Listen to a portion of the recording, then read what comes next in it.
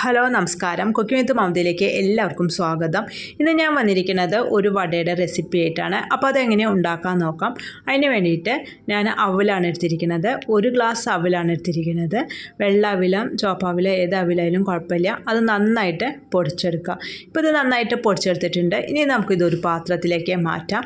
ഇനി ഇതിലേക്ക് ഒരു 4 ടേബിൾ സ്പൂൺ അരിപ്പൊടി, ഇടിയപ്പത്തിൻ്റെ പൊടിയാണ് എടുക്കുന്നത്.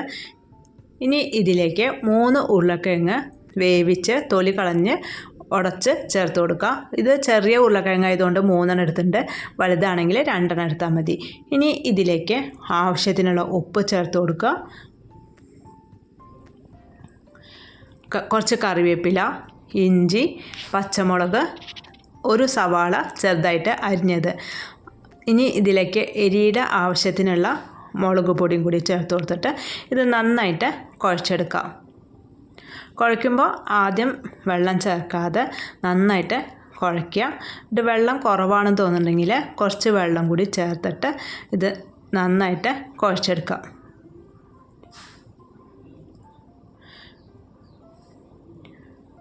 ഇപ്പോൾ കുറച്ച് വെള്ളത്തിൻ്റെ കുറവുണ്ട്. അപ്പോൾ കുറച്ച് വെള്ളം ഒഴിച്ചിട്ട് ഇത് നന്നായിട്ട് കുഴച്ചെടുക്കാം. ഇപ്പോൾ ഇത് നന്നായിട്ട്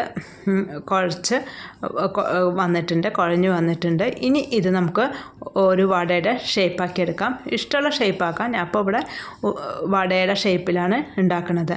അതിനായിട്ട് ഓരോ ഉരുളകളാക്കി എടുത്തിട്ട് കൈവെള്ളയിൽ വെച്ച് പരത്തി ഓരോന്നും വടയുടെ ഷേപ്പിലാക്കി എടുക്കുക. ഇതേപോലെ എല്ലാതും വടയുടെ ഷേപ്പിലാക്കി എടുക്കുക. ഞാനിപ്പോൾ ഇവിടെ അവൽ പൊടിച്ചിട്ടാണ് ചേർത്തിരിക്കുന്നത്. അവൽ പൊടിക്കാതെ അവലൊന്ന് കഴുകി കുറച്ച് നേരം കുതിർത്തതിന് ശേഷം കൈകൊണ്ട് നന്നായിട്ട് കുഴച്ചെടുത്താലും മതി.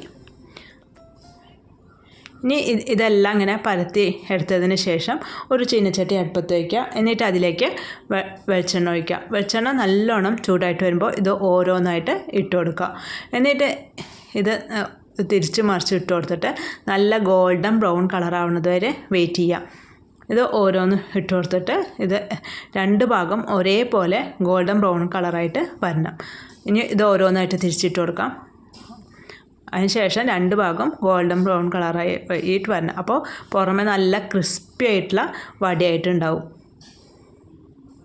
ഇത് നല്ലൊരു ഈവനിങ് സ്നാക്സാണ്. എളുപ്പത്തിൽ ഉണ്ടാക്കാൻ പറ്റുന്നതാണ്. അപ്പോൾ എല്ലാവരും ഒന്ന് ട്രൈ ചെയ്ത് നോക്കുക. ഇപ്പോൾ ഇത് കുറേശ്ശെ ആയിട്ട് വരുന്നുണ്ട്. ഇത് കുറച്ചും കൂടി കളർ മാറിയിട്ട് നല്ല ഗോൾഡൻ ബ്രൗൺ കളർ ആവണം. അതുവരേക്കും ഇത് തിരിച്ച് മറിച്ച് ഇട്ട് കൊടുക്കണം. അപ്പോൾ ഇത് റെഡി ആയിട്ടുണ്ട്. ഇനി നമുക്ക് ഇത് ഒരു പ്ലേറ്റിലേക്ക് മാറ്റാം. ഇതേപോലെ ബാക്കിയുള്ള വടകളും എല്ലാം ഉണ്ടാക്കിയെടുക്കാം. നിങ്ങൾക്കിത് ഇഷ്ടമുള്ള ഷേപ്പിൽ വേണമെങ്കിലും ഉണ്ടാക്കിയെടുക്കാം. ഞാൻ അപ്പോൾ ഇവിടെ ഒരു വടയുടെ ഷേപ്പിലാണ് ഉണ്ടാക്കുന്നത്. ഇത് നല്ല ചട്നി അല്ലെങ്കിൽ സോസിൻ്റെ കൂടെയൊക്കെ നല്ല കോമ്പിനേഷനാണ്. അപ്പോൾ എല്ലാവരും ഉണ്ടാക്കി നോക്കിയിട്ട് അഭിപ്രായങ്ങളൊക്കെ അറിയിക്കുക. സബ്സ്ക്രൈബ് ചെയ്യാത്തവരുണ്ടെങ്കിൽ സബ്സ്ക്രൈബ് ചെയ്തിട്ട് തൊട്ടടുത്തുള്ള ബെല്ലൊന്ന് പ്രസ് ചെയ്യുക. അപ്പോൾ ഞാൻ നോട്ടിഫിക്കേഷൻസൊക്കെ അപ്പോൾ തന്നെ കിട്ടും.